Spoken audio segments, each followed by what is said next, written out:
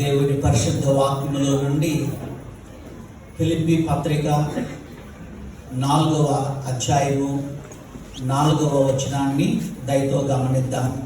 ఫిలిప్పీ 4:4 దయతో గమనిద్దాము. దేవుని వాక్యము తెచ్చినటువంటి బిడ్డలు ఈ వచనాన్ని గమనించాలని ప్రభు నామం పేట ప్రత్యేకంగా మనం చేస్తున్నాను.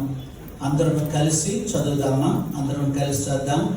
ఎల్లప్పుడూ ప్రభునందు ఆనందించుడి, మరలా చెప్పుదును ఆనందించుడి, మీ సహనము సకల జనులకు తెలియనీయుడి, ప్రభువు సమీపముగా ఉన్నాడు, ఆనందించుడి ఆనందించుడి ఆనందించుడి. మరలా చెప్తున్నాను, ఆనందించండి. పౌలు గారు ఏమని చెప్తున్నాడు అని అంటే, మొదట మెల్లగా ఆనందించండి అని అన్నాడు, రెండవదిగా ఆనందించండి అని అన్నాడు, మూడవదిగా పెద్దగా ఆనందించండి అని అలా బిగ్గరగా చెప్పారని ఒక దైవజనుడు చెప్పాడు. ఇది మనకు ఆనంద మాసమై ఉన్నది. దేవునికి వందనాలు చెల్లిస్తున్నాం.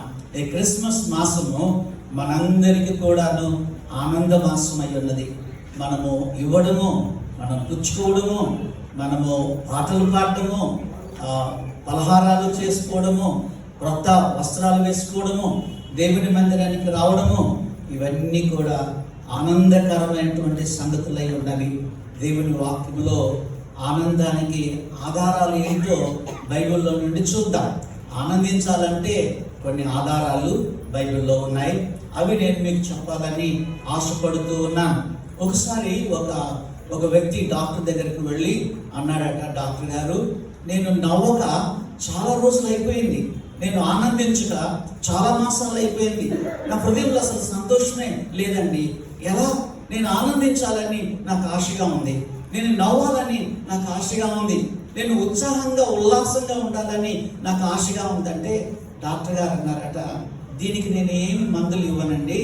మన ప్రక్క ఊర్లో ఒక వ్యక్తి ఉన్నాడు, ఆయన ఎంతటి వాళ్ళనైనా సరే నవ్వించగలుగుతాడు, మీకు వీలైతే మీరు అక్కడికి వెళ్ళండి అని అన్నారట. అప్పుడు ఆ పేషెంట్ అన్నారట డాక్టర్ గారితో, మీరు ఎవరి గురించి అయితే మాట్లాడుతున్నారో, ఆ ఊరిలో బాగా నవ్విస్తారని ఎవరి గురించి అయితే మీరు చెప్తున్నారో ఆ వ్యక్తిని నేనేనండి అని అన్నాడట. ఆనంద అన్వేషణ. చాలా మంది బయట నవ్వుతూ ఉంటారు, కానీ లోపల చాలా దుఃఖం అనేది ఉంటుంది. పైకి చాలా హుందాగా ఉంటారు, పైకి చాలా నెమ్మదిగా కనబడతారు, పైకి చాలా నవ్వుతూ ఉంటారు, కానీ వారి గుండెల్లో రగులుతూ ఉంటాయి, మంటలు రగులుతూ ఉంటాయి. మా హైదరాబాద్ బాప్టిస్ట్ చర్చిలో నా చిన్నతనంలో ఒక అబ్బాయి ఉండేవాడు. వాడు అందరినీ నవ్వించేవాడు, చాలా ఆనందంగా ఉండేవాడు. ఆయన చుట్టూరా, యువనస్తుని చుట్టూరా కనీసం ఒక 20 మంది అయినా ఉండేవాడు. ఆ 20 మందిలో నేను కూడా ఒకడిని.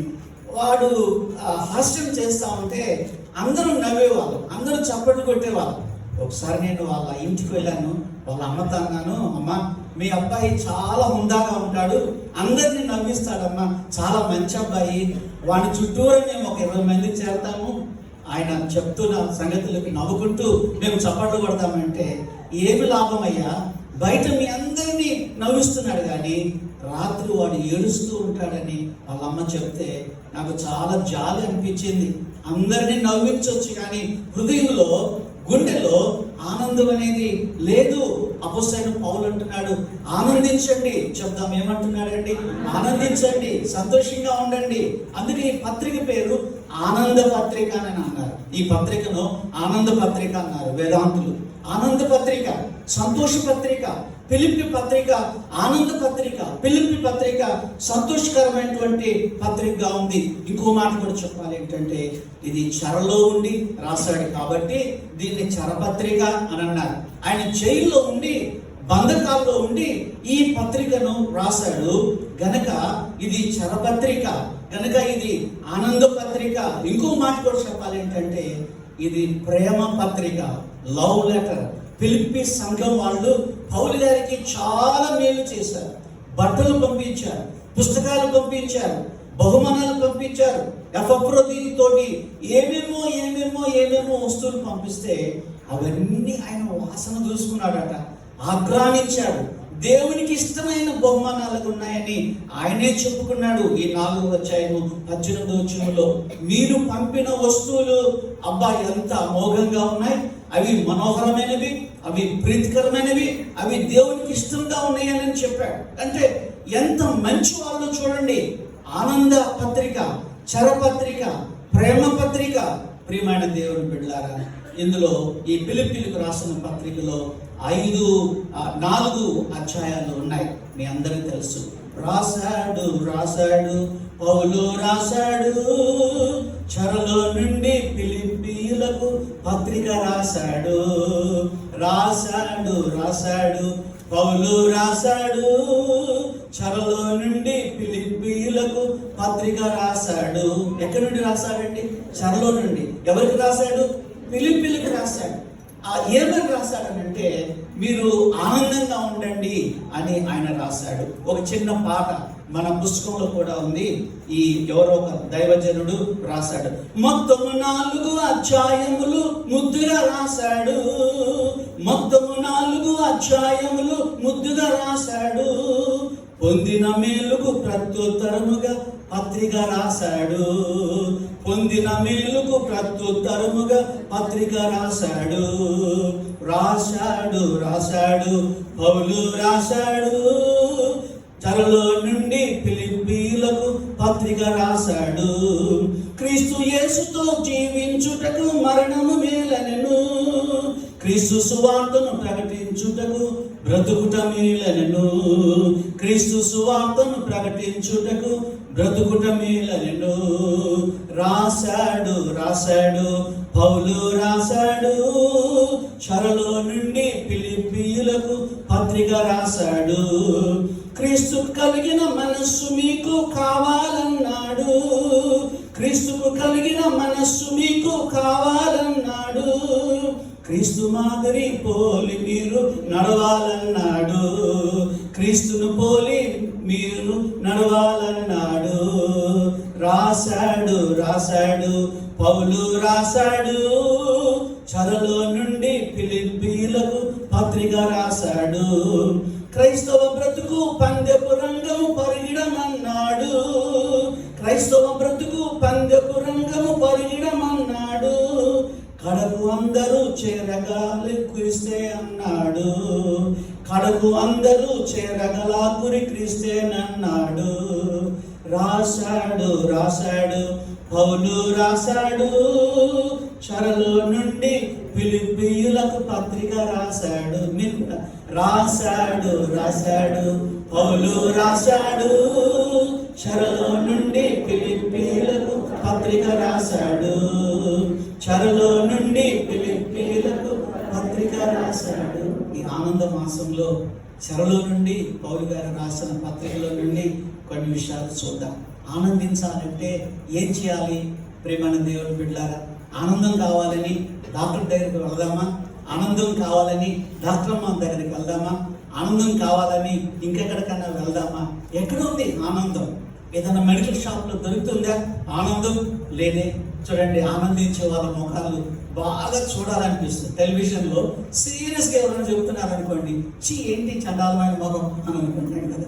ఎవరైనా నవ్వుతూ ఆహ్లాదన చెబుతున్నారు అనుకోండి, ఎంత చక్కటి నవ్వు అని ఇంకా ఇంకా ఇంకా ఇంకా చూడాలి అనిపిస్తుంది. కష్టంలో ఉన్నాడు అపోస్తలుడైన పౌలు, చెరసాల్లో ఉన్నాడు అపోస్తలుడైన పౌలు, బంధకాల్లో ఉన్నాడు, కాళ్ళకు బంధకాలు ఉన్నాయి, చేతులకు బంధకాలు ఉన్నాయి, అంతా కట్టివేయబడి ఉన్నాడు. కానీ ఆయన ఫిలిప్పీయులకు రాసినప్పుడు ఆనందించండి అని చెప్తున్నాడు. ఎలా వస్తుంది ఆనందం? మొదటిగా నెహెమ్యా గ్రంథము 12వ అధ్యాయంలో మీరు చూడండి. నెహెమ్యా గ్రంథం, ఎజ్రా తర్వాత నెహెమ్యా ఉంది. 12వ అధ్యాయంలో ఆనందానికి మొదటి ఆధారం ఏంటి అని అంటే, ఏం చేస్తే ఆనందము వస్తుందండి, ఏం చేస్తే ఆనందం దొరుకుతుందండి, ఏం చేస్తే ఆనందం నీకు లభ్యమవుతుందండి. ఆ 43వ వచనాన్ని చూద్దామా? 12:43 నెహెమ్యా గ్రంథము 12వ అధ్యాయము 43వ వచనం. మరియు దేవుడు తనకు మహా ఆనందము కలగజేసినని ఆ దినంలో వారు గొప్ప బలులు అర్పించి సంతోషించిరి. వారి భార్యలు పిల్లలు కూడా సంతోషించిరి. అందువలన యెరూషలేములో పుట్టిన ఆనంద ధ్వని బహు దూరమునకు వినపడెను. నెహెమ్యా గ్రంథము 12వ అధ్యాయము 43వ వచనంలో వారు మహా గొప్ప బలులను అర్పించి సంతోషించారు. వారి భార్యలు, వారి పిల్లలు, వారి కుటుంబము. ప్రియమైన దేవుని బిడ్డలారా, ఇది ఫ్యామిలీ సంతోషమై ఉన్నది, ఫ్యామిలీ ఆనందమై ఉన్నది.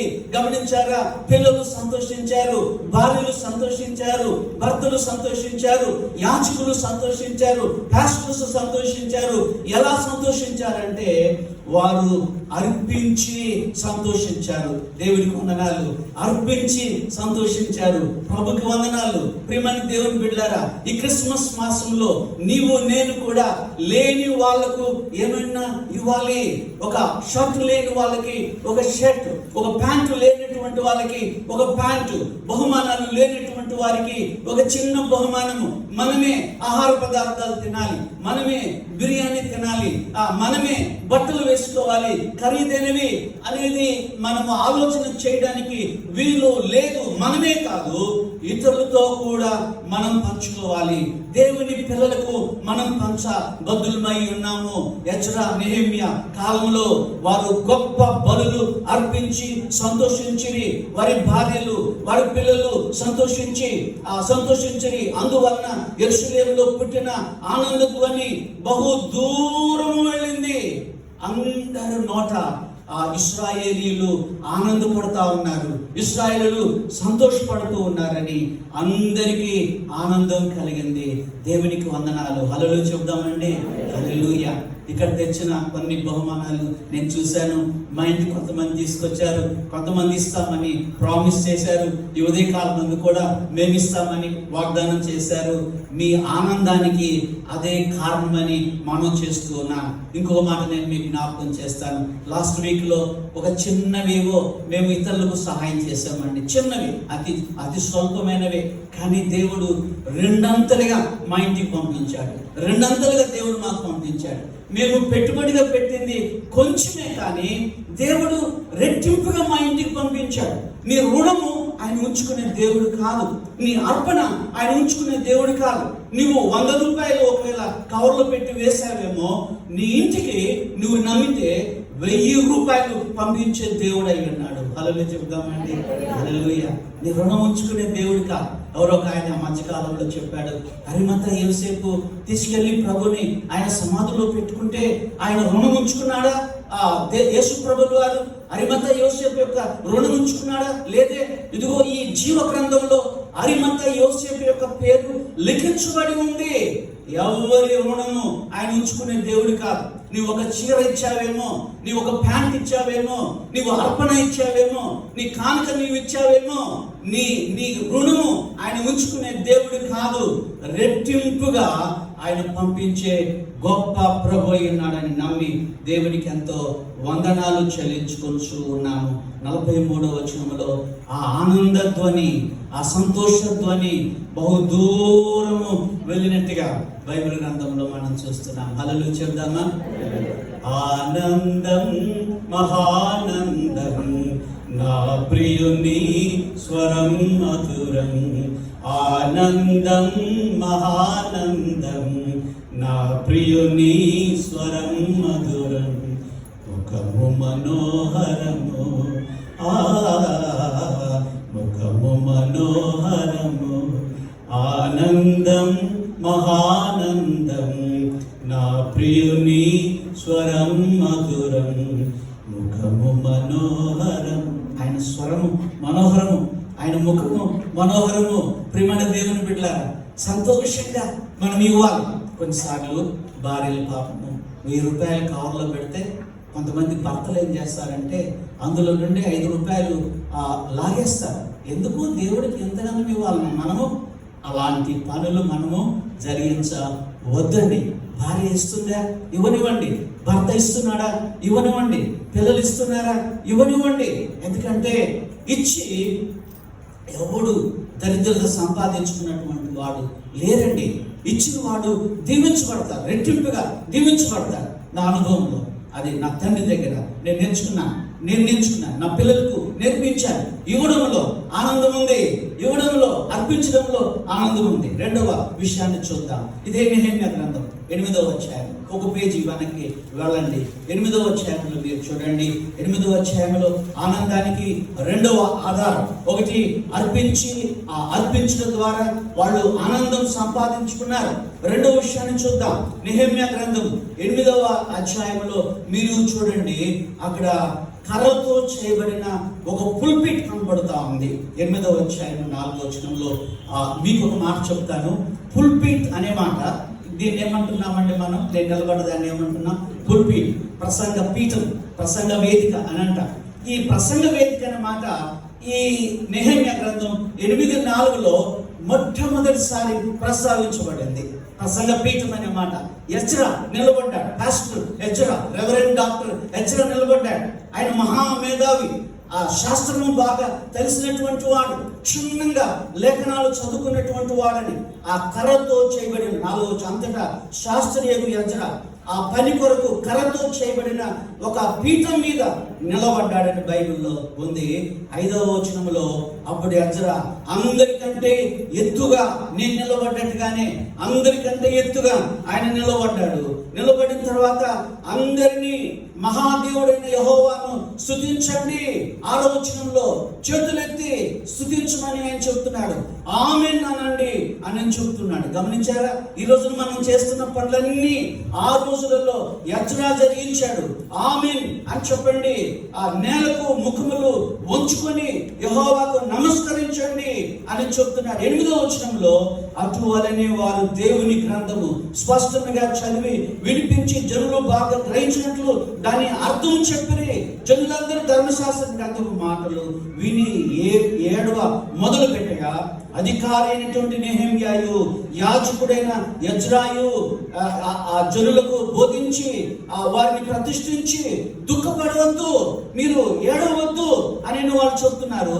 10వ వచనం లాస్ట్ లో ఉంది, ఏలయనగా ఈ దినము మన ప్రభువుకు ప్రతిష్ఠితమైన మీరు దుఃఖపడుకుడి, యెహోవా యందు ఆనందించడం వలన మీరు బలము పొందెదరు. యెహోవా యందు ఆనందించడం వలన మీరు బలము పొందెదరు. హల్లెలూయా, హల్లెలూయా. ప్రియమైన దేవుని బిడ్డలారా, ఆనందానికి రెండవ ఆధారం ఏంటంటే దేవుని వాక్యము. గమనించాలి, ఏంటండి? దేవుని వాక్యం. వారు అర్పించి ఆనందించారు, వారు వాక్యాన్ని విని ఆనందిస్తున్నారు. మీకు ఎవరైనా ఆనందం కలిగిందో లేదో నాకు తెలియదు. ఒకసారి రెవరెండ్ శామ్యూల్ గారు మీర్పేటలో ఆయన ఆదికాండంలో నుంచి ఒక వచనాన్ని బోధించాడు. కయ్యూను హేబేల్ గురించి, హేబేల్ అర్పణ గురించి చెప్పినప్పుడు నా మనసంతా ఇలా పొంగిపోయింది. అది ఆయన చెప్పినప్పుడు నన్ను నేను మర్చిపోయాను. ఎంత శ్రేష్టమైన వాక్యం ఇది, ఎంత ఆహ్లాదాన్ని కలిగించే వాక్యం ఇది. ఒక రాత్రి లేదా మధ్యాహ్నమో నేను ఒకసారి నిద్ర మానుకొని వాక్యం చదువుతూ ఉంటాను. దేవుడు ఏదైనా ఒక వచనాన్ని నాకు బయలుపరిస్తే వెంటనే నా హృదయంలో ఆనందించి నేను వెళ్ళి పాస్టమ్మ గారితో పంచుకుంటాను. దేవుడు ఈరోజు ఇలాగ మాట్లాడాడు. ఎంత ఆనందం! దావీదు అన్నాడు, చూడండి ఏమన్నాడు, ఆయన వాక్యము నేను చదువుతున్నప్పుడు, ధ్యానం చేస్తున్నప్పుడు క్రొవ్విన మెదడు దొరికినట్లుగా ఉంది అని అన్నాడు. ఎంత కొలెస్ట్రాల్ ఫుడ్ అది అయినా కూడా పర్వాలేదు, మెదడే రుచిగా ఉంటుంది. కొవ్విన మెదడు ఎట్లా ఉంటుందండి? ఇంకా రుచికరంగా ఉంటుంది. దేవుని వాక్యము క్రొవ్విన మెదడుతో సమానము, మంచి మాంసముతో సమానము. ప్రియమైన దేవుని బిడ్డలారా, ఇది తింటూ ఉంటే ఆ రుచి నీకు నాకు తెలుస్తుంది. ఎజ్రా వాక్యం చెప్తున్నప్పుడు వర్షం పడుతూ ఉందండి. వర్షం పడుతుంటే ఆ వానలో వాళ్ళు తడుచుకుంటూనే దేవుడి వాక్యాన్ని వాళ్ళు విన్నారు. బజార్లో కూర్చున్నారు, దేవుని వాక్యాన్ని వాళ్ళు విన్నారు. ఎక్కడో క్రికెట్ దగ్గర చూశాను, మనం వాన వస్తుంటే కింద ఉన్న కుర్చీ తల మీద పెట్టుకొని క్రికెట్ చూడడాన్ని నేను టెలివిజన్లో చూశాను. కానీ ఎజ్రా కాలంలో వాక్యాన్ని విని వాళ్ళు ఆనందించారు. ఈ ఉదయకాలం నందు వాక్యాన్ని వింటున్న నీవు కూడా నీకేం కలగాలని దేవుడు కోరుకుంటున్నాడండి? ఆనందము కలగాలి, బైబిల్ చదివేటప్పుడు ఆనందం కలగాలి, వాక్యం వినేటప్పుడు ఆనందం కలగాలి. దేవుడు మంచి సేవకులను మన దగ్గర పంపించి నీవు నేను ఆనందించాలని, నీవు నేను పఠించాలని, నీవు నేను వాక్యములో అనుదినము ఎదగాలని, దివారాత్రము దాన్ని ధ్యానించువారు ధనిలు మొదటి కీర్తనలో ఉంది. దేవుని వాక్యం చదివేవారు ధనిలు, దేవుని వాక్యం వినేవారికి ఆనందం కలుగుతుంది. చూడండి ఎజ్రా ఎంత చక్కగా దేవుని వాక్యాన్ని బోధించారో వారందరికీ సంతోషము కలిగింది. హల్లెలూయా చెప్దామా? హల్లెలూయా. మూడవ విషయాన్ని చూద్దాం. మూడవ సంగతిని, ఎలా ఆ ఆనందానికి మూడవ ఆధారం. మొదటి ఆధారము ఏం గమనించాం? అర్పించడం ద్వారా ఆనందం. రెండవది వాక్యము వినటం ద్వారా ఆనందం వాళ్ళకి కలిగింది. దేవునికి వందనాలు చెల్లించుకుంటున్న. మూడవది చూడండి, మత్తయి 5:11 మీరు చూడండి. మత్తయి శుభవార్త 5వ అధ్యాయం 11వ వచనం మీ అందరికీ బాగా పరిచయమైనటువంటి ఆ కొండ మీద ప్రసంగం, పర్వత ప్రసంగంలో ప్రభులు వారు చెప్పారు, నా నిమిత్తము జనులు మిమ్మల్ని నిందించి హింసించి మీ మీద అబద్ధముగా చెడ్డ మాటలు ఎలా పలుకున్నప్పుడు మీరు ధన్యులు అని అన్నాడు ప్రభు. 11వ వచనం చదువుదామా? మత్తయి 5:11 నా నిమిత్తము జనులు మిమ్మల్ని నిందించి హింసించి మీ మీద అబద్ధముగా చెడ్డ మాటలల్లా పలుకున్నప్పుడు మీరు ధన్యులు, సంతోషించి ఆనందించుడి, పరలోకమందు మీ ఫలము అధికమగును. ఈలాగున వారు మీకు పూర్వమందు నిన్న ప్రవక్తలను హింసించిరి. ఎలా ఆనందం కలుగుతుందటండి?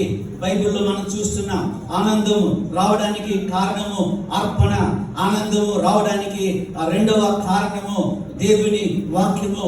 మూడవది బైబిల్ గ్రంథంలో ఏం చూస్తున్నామంటే, మిమ్మల్ని ఎవరైనా తిట్టినప్పుడు, మిమ్మల్ని ఎవరైనా కొట్టినప్పుడు, మిమ్మల్ని ఎవరైనా దూషించినప్పుడు, చెయ్యని నేరం ఏదైనా మీ మీద మోపినప్పుడు, ప్రియమైన దేవుని బిడ్డలారా, మిమ్మల్ని దూషించినప్పుడు, మిమ్మల్ని అవహేళన చేసినప్పుడు సంతోషించి ఆనందించండి, పరలోకంలో మీ ఫలము అధికమవుతుంది అని అన్నాడు. ఒకసారి మా టీచర్ నాకు చెప్పారు, అమ్మ నన్ను పలానా వాళ్ళు కొట్టారు అని అంటే, ఆమె ఏమన్నదంటే, ఒకరు కొట్టారు కదా, ఒకరు కొడితే నీకు దేవుడు ఒక ఇల్లు తయారు చేస్తున్నాడు కదా, పరలోకంలో ఒక బంగారు ఇంటికి పెడుతున్నాడు కదా దేవుడు నీకు. రెండోసారి మళ్ళీ ఇంకొకటి కొట్టాడు, మళ్ళీ వెళ్తే ఇప్పుడు రెండో ఇంటికి పెట్టాడు దేవుడు నీకు, నీ ఇంటికి. ఎన్ని దూషణలో అన్ని బంగారు ఇటుకలు దేవుడు పెడుతున్నాడని. మనల్ని మనుషులు దూషిస్తారు, మనల్ని మనుషులు కొడతారు, మనల్ని అవహేళన చేస్తారు. మన బైబిల్ని ఈ నల్ల పుస్తకం వాళ్ళు అని మనల్ని దూషించవచ్చు. ప్రియమైన దేవుని బిడ్డలారా, వీళ్ళేదో మోకాళ్ళ మీద ఉంటారు, ఇదేదో నూనెల గురించి, వస్త్రాల గురించి, బట్టల గురించి మనల్ని అవహేళన చేయొచ్చు. ప్రభు అంటున్నాడు, ఆనందించండి అని అంటున్నాడు. ఏమంటున్నాడండి? ఆనందించండి. మన దగ్గర ఒక అబ్బాయి ఉండేవాడు, వారి కుక్కలంటే మహాభయం. ఒకసారి ఒకరి ఇంటికి వెళ్తే కుక్కలన్నీ 5-6 కుక్కలు ఉన్నాయి. ఆ ఇంట్లో మనుషుల కంటే కుక్కలు ఎక్కువ ఉన్నాయి, చాలా కుక్కలు ఉన్నాయి. ఆ ఇంట్లో 2 ముగ్గురు ఉన్నారు కానీ 10 కుక్కలు ఉన్నాయి. గయ్యమంటూ వచ్చాయి మనవాడి మీద. అప్పుడు వాడికి ఏం చేయాలో తోచుకోడు కాక, యేసు రక్తమే జై, ఏం చేస్తూ వచ్చేయి అన్నాడు. యేసు రక్తమే జై, ఏం చేస్తూ వచ్చేయి. కుక్కలతో మాట్లాడతారు. పాప ఏమి చేయలేదు, తెల్ల కుక్కలు అవి, సాగే కుక్కలు. యేసు ప్రభు మనతో ఉన్నాడు. శ్రమలు, కష్టాలు, బాధలు ఎన్ని వచ్చినా సరే నేను ఒక విషయం చెప్తాను. ఏంటంటే, దేవా నీవు ఇచ్చిన బీపీ కోసం చాలా వందనాలు, మీరు ఇచ్చిన ఈ రోగాలన్నిటి కోసమని మీకు థ్యాంక్స్ ప్రభావ, మీకు థ్యాంక్స్. అవి ఉండబట్టే ఇలా చేయబెట్టుకొని ప్రార్థన చేసుకుంటున్నాను. అవి లేకపోతే బలిసి దేవుణ్ణి నేను మర్చిపోయి ఉండేవాడిని, కండలు పెంచుకొని దేవుని నేను మర్చిపోయి ఉండేవాడిని. ఇవి ఉండబట్టి వంగుతున్నా, ఇవి ఉండబట్టి దేవా అని పొద్దున్నే నేను ప్రార్థన చేసుకోగలుగుతున్నాను. హల్లెలూయా చెప్తామండి. హల్లెలూయా.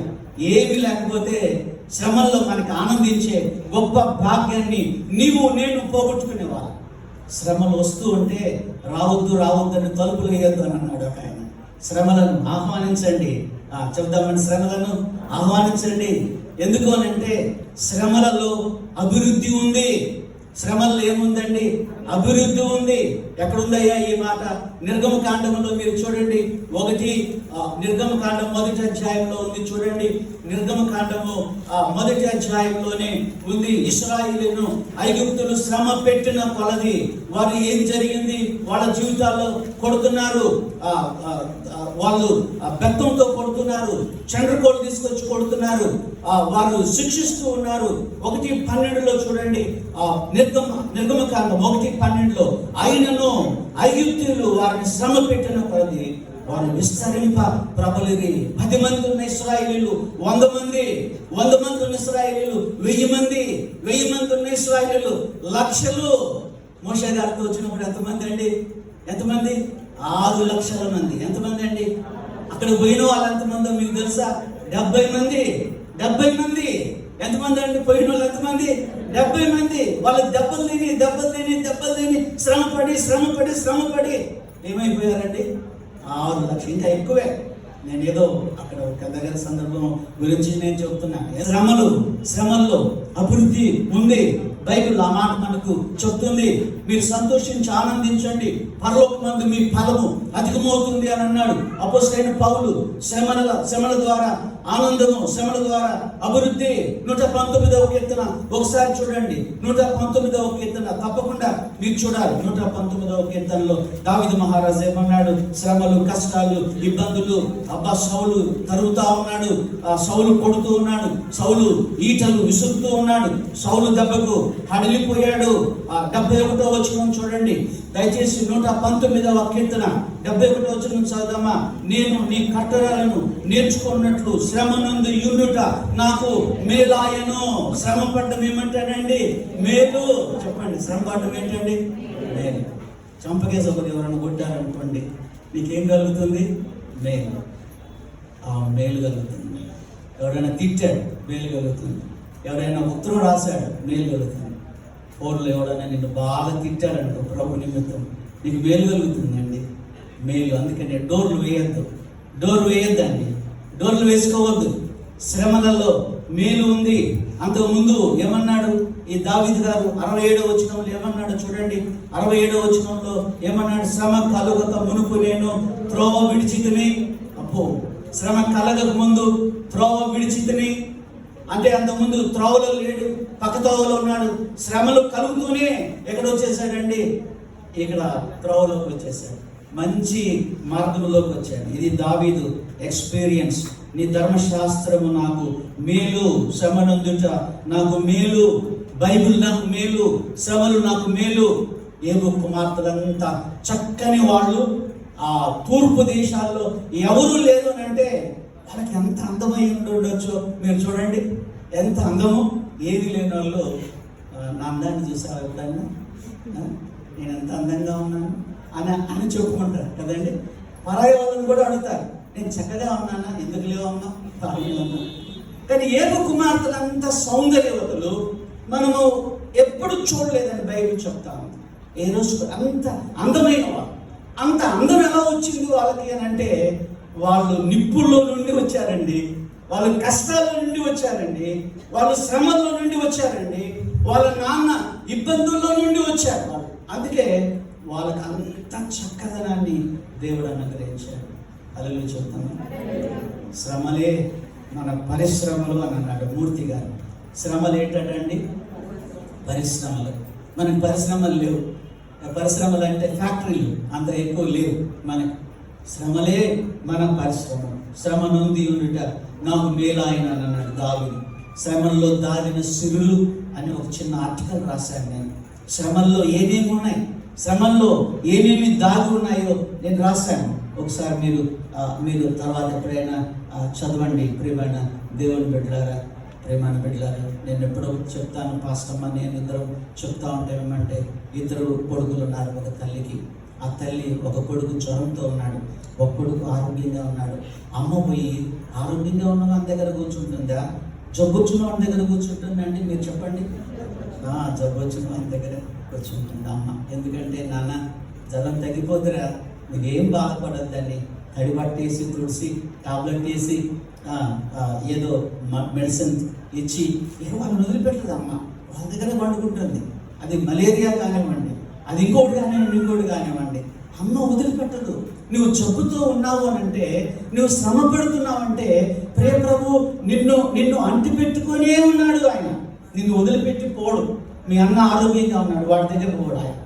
నువ్వు అనారోగ్యంగా ఉన్నావు, నీ దగ్గరే. అమ్మ ఎక్కువ ఎవరి కోసం ప్రార్థన చేస్తుంది అని అంటే, జబ్బుతో ఉన్న వాళ్ళ కోసమని ప్రార్థన చేస్తుంది. చప్పట్లు కొట్టి దేవుని ఇంకొక విషయాన్ని నేను చెప్పి వాక్యాన్ని నేను ముగిస్తాను. దేవుని వాక్యంలో ఆనందానికి ఆధారాలు: ఒకటి అర్పించుట ద్వారా, రెండవదండి వాక్యం వినుట ద్వారా, మూడవది శ్రమల ద్వారా.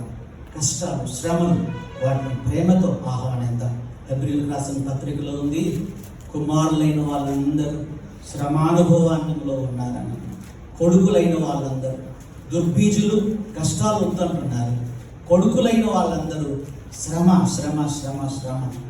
అనుభవిస్తూ ఉన్నారు. చూడండి, గడ్డి పొరక, గులాబీ రెండు మన దగ్గర పెట్టుకుందాం. ఇక్కడ నేను పెడతాను గడ్డి పొరక, ఎండిన గడ్డి ఇక్కడ పెడతాను, గులాబీ ఇక్కడ పెడతాను. మీరు ఏది తీసుకుంటారు? మిమ్మల్ని తీసుకోమండి గులాబీ తీసుకుంటారు, ఎందుకంటే అది చాలా అందంగా ఉంటుంది. మన నెహ్రూ గారి ఎద మీద ఉంటుంది, మనందరికీ తెలుసు కదా. శ్రమలు పడని వాళ్ళేమో గడ్డి పరక లాంటి వాళ్ళు, శ్రమ పడినటువంటి వాళ్ళేమో గులాబీ లాంటి వాళ్ళు. నువ్వు గులాబీవా, గడ్డి పరకవా? ఒకసారి ఆలోచన చేయండి. ఇంకొక మాట చెప్పి నేను ముగిస్తాను. అపోస్తుల కార్యముల గ్రంథంలో మీరు చూడండి, అపోస్తుల కార్యముల గ్రంథంలో మీరు చూడండి. దయచేసి ఆనందానికి ఇంకొక రహస్యం, ఇంకొక ఆధారం, ఆఖరి ఆధారం ఇంకా ఉన్నాయి, కానీ ఇక్కడ నేను ముగిస్తాను.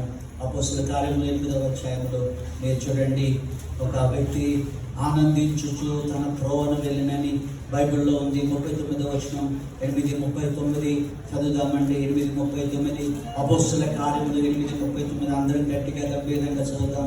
వారు నీళ్ళలో నుండి వెడలి వచ్చినప్పుడు ప్రభు ఆత్మ పిలుపును కొనిపోయి నపుంసకుడు సంతోషించుతూ తన త్రోవను వెళ్ళి.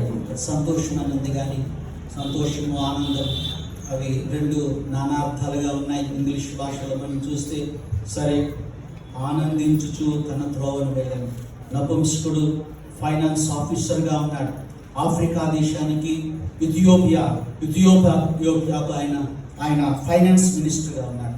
ఆ ఫైనాన్స్ మినిస్టర్ రథం మీద వెళ్తున్నప్పుడు దేవుడు ఫిలిప్పుతో చెప్పాడు, ఫిలిప్పు నువ్వు పరిగెత్తుకుంటూ వెళ్ళి, ఎందుకయ్యా అడవిలో పరిగెత్తి నేనేం చేయాలి, నువ్వు వెళ్ళవయ్యా వెళ్ళు అని అంటే ఫిలిప్పు పరిగెత్తుకుంటూ వెళ్ళాడు. ఆయన బైబిల్ చదువుకుంటా ఉన్నాడు. నపుంసకుడు రథం మీద కూర్చొని ఆ బైబిల్ చదువుకుంటా ఉంటే, గ్రహించావా? ఎవరైనా చెప్పకుంటే నేను ఎలా గ్రహించగలుగుతాను? ఎవరి గురించి ఈ మాటలు? యేసు ప్రభువు వారి గురించి ఈ మాటలు. వెంటనే వారు ఆయన వాక్యం విన్నాడు. నీళ్లు కనపడ్డ వెంటనే నపుంసకుడు ఏమన్నాడు? ఇదిగో నీళ్లు, నాకు బాప్తిస్మం ఇవ్వడానికి నీకేమైనా ఆటంకమా? ఏమీ లేదు. ఇద్దరు నీళ్ళల్లోకి దిగారు.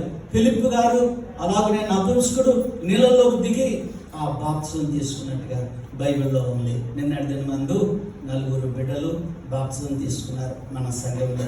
కన్నీటితో వారి సాక్ష్యం చెప్పారు. కన్నీటితో దేవుడు చేసిన మేలను వాళ్ళు పంచుకున్నారు. చాలా సంతోషదాయకమైన సంగతి.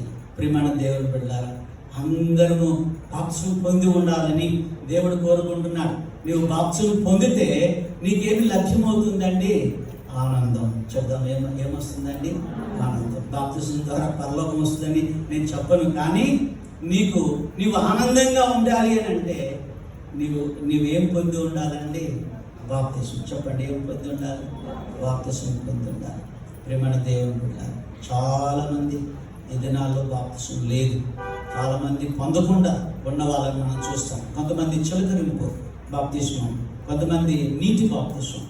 నేను నీటి బాప్తిస్మాన్ని గురించి ఏం చెప్తానంటే, ఇది విశ్వాసుల బాప్తిస్మం, ఇది బిలీవర్స్ బాప్తిస్మం. ఇది ప్రియమైన దేవుని బిడ్డలారా, నువ్వు చిలకరింపు పొంది ఉండొచ్చు. నా చిన్నప్పుడు మా ఊరిలో లూథరన్ చర్చ్ తప్ప వేరే చర్చ్ లేదు. మేము ఆ చర్చ్కి వెళ్ళేవాళ్ళం. అక్కడ చిలకరింపు నేను చూశాను. పాస్టర్ గారు చిలకరింపు బాప్తిస్మం ఇస్తున్నప్పుడు నేను చూశాను. స్ప్రింక్లింగ్ అంట, ఆ బాప్తిజాన్ని నేను చూశాను.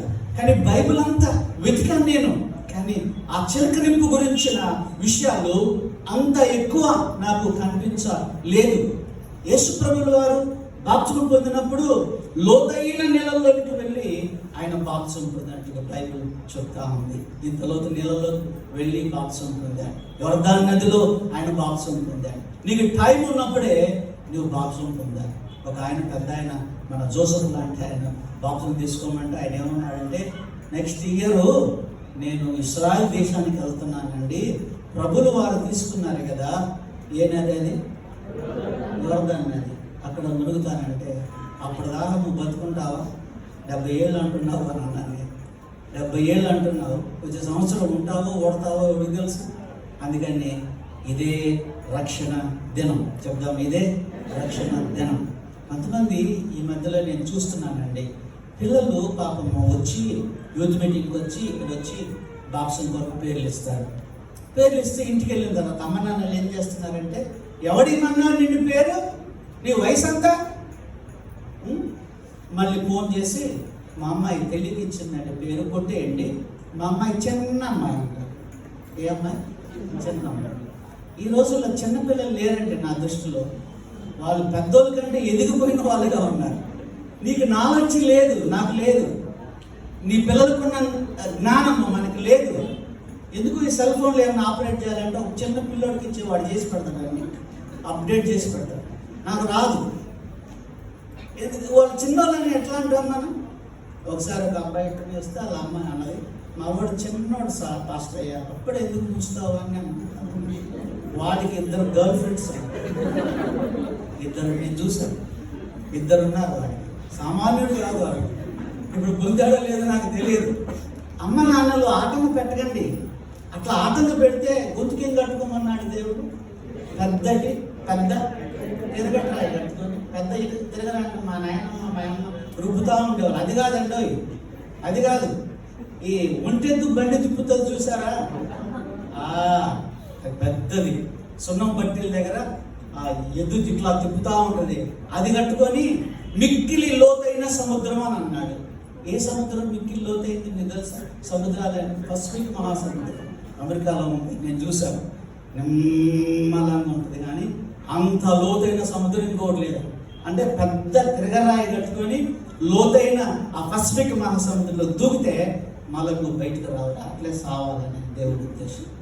నువ్వు చస్తావా, పిల్లలకు బాప్సం ఇప్పిస్తావా? ఎవరు?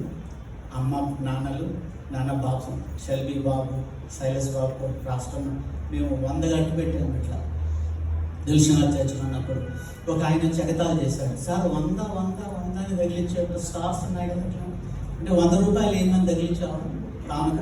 అరే రే అట్లేం కాదండి, డబ్బు మాకు దేవుడు బాగా ఇచ్చాడు. మరి ఏంటి సార్ 100 అని రాశానంటే, అవును నా పొరపాటు, కింద ఏ రాశానంటారు? అవును, ఆత్మల సంపాదన, సోల్ విన్నింగ్ అని రాశాను. ఏంటంటే అది సోల్ విన్నింగ్ అని రాశాను. బాగుంది. ఇప్పుడు ఈ సంవత్సరం 100 ఆత్మలు పాస్టర్మ కూడా నిలబడ్డది. ఎవరైనా ఆత్మల సంపాదన చేస్తారా ఈ సంవత్సరం అంటే, నేను అన్నా నువ్వు ఎందుకు నిలబడ్డావంటే, చిన్నవాడు ఉన్నాడు కదా వాడి కోసం నిలబడ్డాను. ప్రార్థన చేసింది, వాడు బాప్సం పొందాడు. హల్లెలూయా చెప్తామండి. హల్లెలూయా. చిన్న వయసా, పెద్ద వయసా, బాలుడా, యవనస్తుడా, వృద్ధుడా, అది ఏమీ లేదు. మా అత్తమ్మకు బాప్సం పొందాలని చాలా ఆశ ఉంది. అనారోగ్యంగా కొంచెం 50 సంవత్సరాలు వయసు వచ్చింది. బాబు నేను బాప్సం పొందాలి ఎప్పుడు చెప్తా ఉంటుంది అత్తమ్మ. చాలా ఆశ ఉంది, కానీ అనారోగ్య కారణం వల్ల ఆ నీళ్ళల్లో, చల్ల నీళ్ళల్లో ఆమె దింపలేకపోయాము, ఇవ్వలేకపోయాము. అయినా పర్వాలేదు. ఎంత ఆశ! నువ్వు బెడ్ మీద ఉన్నప్పుడు బాప్సం గురించి ఆలోచన చేస్తావా? నువ్వు పరక మీద ఉన్నప్పుడు బాప్సం గురించి ఆలోచన చేస్తావా? ప్రేమ దేవుని బిడ్డలారా, ఎవరో ఒకసారి పాస్టర్ గారు ఒకరింటికి వెళ్ళి, అయ్యా కానుక పంపించు అని పాస్టర్ గారు ఆ ఇంటి వాళ్ళని అడిగితే, ఆ ఇంటి యజమాని అన్నాడట, సులువు మీద చచ్చిపోయిన దొంగ ఏ చర్చికి కానుక పంపించాడు? ఎవరికి కానుక పంపించా, కానీ వాడు పరలోకానికి వెళ్ళాడు. పోనీరా నీ డబ్బులే వద్దు, నీ భార్య పిల్లల్ని గుడికి పంపించమంటే, సులువు మీద చచ్చిపోయిన దొంగ భార్య పిల్లలు ఏ గుడికి వెళ్ళారు? ఏ గుడికి వెళ్ళలేదు. సరేనయ్యా మీరు రాకుండా ఆ సిస్టర్ కొంచెం ఆసక్తి ఉంది అంటే, సులువు మీద చచ్చిపోయిన దొంగ భార్య ఏ చర్చికి వెళ్ళింది? పాస్టర్ గారికి బాగా కోపం వచ్చి, మరి వాడు సచ్చిన దొంగోడు, నువ్వేం బతుకున్న దొంగోడు. ఈ బతుకున్న దొంగలు ఏం చేస్తారంటే రేపు తీసుకుందాం, ఎల్లుండి తీసుకుందాం, వచ్చే సంవత్సరం 2002, 2001, 2000 అట్లా వాయిదా వాయిదా వాయిదా వాయిదా వస్తూనే ఉంటారు. గమనించండి ప్రేమ దేవుడు, పాపము ఒప్పుకొని బాప్సం పొందితే అది నీకు నాకు ఆశ. ఒక ఆమె నా దగ్గర వచ్చి, అయ్యా బాప్సం పొందాలంటే ఏంటి కారణం అనుకుంటా. ఆమె నన్ను అడిగింది, 40 రోజులు ఫాస్టింగ్ ఉండాలంటే కదా, ఎక్కడుంది బైబిల్లో, ఉందా? అట్లానే నా పరిస్థితి వెళ్తూ ఏం కనపడ్డాయి అన్నట్టు నీళ్లు. పాస్టర్ పిలుపు గారిని రమ్మన్నాడు, లోపలికి పోయాడు, బాప్సం తీసుకున్నాడు. ఆ తర్వాత మళ్ళీ లూదియమ్మ ఇంటికి వెళ్ళాడు పౌలు గారు. ఆమె 45 రోజులు ఉపవాసం ఉందా? లేదే. ఆమె ఇంటి వాళ్ళందరూ బాప్సం పొందారు. అక్కడ నుండి జైలు పోయాడు, జైల్లో నుంచి మళ్ళీ జైలు అధికారి ఇంటికి వెళ్ళాడు, జైలు అధికారి ఇంట్లో వాళ్ళందరూ బాప్సం పొందారు. ఫాస్టింగ్ ఉన్నారండి వాళ్ళు. ఇవన్నీ తప్పుడు పోదు. లేదు, నీకు ఆత్మ ప్రేరేపణ కలిగితే నువ్వు బాప్సం పొంది ప్రభులో ఉంటే అది నీకు సంతోషదాయకమని ప్రభు నామపేట మీకు ప్రత్యేకంగా మనవి చేస్తూ ఉన్నాను. దేవుని వందనాలు చెల్లిస్తున్నాము. ప్రేమైన దేవుని బిడ్డ, యేసు ప్రభుల వారు కూడా బాప్సం పొందారు. శిలువ మరణానికి ముందు ప్రభుల వారు బాప్సం పొందారు. ఎందుకు పొందారు? నీకు నాకు మాదిరిగా ఉండాలని. ఆయన చెప్దామా, నీకు నాకు మాదిరిగా ఉండాలని. ఆయన అడుగు జాడల్లో నీవు నేను నడవాలని ఆయన బాప్సం పొందాడు. దేవునికి వందనాలు చెల్లిస్తున్నాము. దేవుని స్తోత్రాలు. ఆనందానికి ఆధారం ఒకటి ఏం గమనించామండి? మొదటి విషయం ఏం గమనించండి? అర్పించడం. రెండవది వాక్యము వినుట. మూడవది, నాలుగవది బాప్సం ద్వారా ఆ నపుంసకునికి ఆనందం కలిగి తన త్రోవన వెళ్ళాడు. నీవు కూడా ఆనందంగా ఉండాలి అని అంటే ఇవన్నీ చేస్తే మీకు ఆనందం, వాక్యం వింటే మీకు ఆనందం కలుగుతుంది. నీవు ఇస్తే ఈ క్రిస్మస్ మాసంలో, ఈ ఆనంద మాసంలో నువ్వు ఇచ్చేవాడిగా ఉంటే నీకు ఆనందం కలుగుతుంది. దేవునికి వందనాలు. తలలు వంచండి, ప్రార్థన చేసుకున్నాం. తలలు వంచండి, ప్రార్థన చేసుకున్నాం. ప్రేమ కలిగిన మా పరలోక తండ్రి, మీకు వందనాలు చెల్లిస్తున్నాను. అర్పించడం ద్వారా ఆనందము అని నేర్పించారు, వినుట ద్వారా ఆనందం అని నేర్పించారు, శ్రమలు పొందుట ద్వారా ఆనందం అని నేర్పించారు, బాప్తిస్మం పొందుట ద్వారా ఆనందం అని నేర్పించారు. మీకు వందనాలు చెల్లించుకుంటున్నాం ప్రభా. శ్రమలు వచ్చినప్పుడు నెట్టివేయకుండా ఉండేలాగా చేయండి ప్రభా. వాక్యము వచ్చినప్పుడు ఆ సైతానుడు మేము వినకుండా చేస్తాడేమో కనుక తండ్రి, ఆ వాక్యము నిమిత్తమని మా చెవులు ప్రభా ఉంచి చక్కగా నీ వాక్యం వినడానికి కృప దయచేయమని వేడుకుంటున్నాం. ఇవ్వడంలో ఆనందం ఉందని నేర్చుకుంటున్నాం ప్రభా. బేతనియా సంఘంలో ఉన్న బిడ్డలు ఈ క్రిస్మస్ మాసంలో లేని వాళ్ళకి ఇవ్వడానికి వారి హృదయాలను మీరు ఆయత్తపరచుమని వేడుకుంటూ యేసు నామం బట్టి అడుగుచున్నాము తండ్రి. ఆమెన్. మళ్ళీ ఆమెన్ అని చెప్దాం.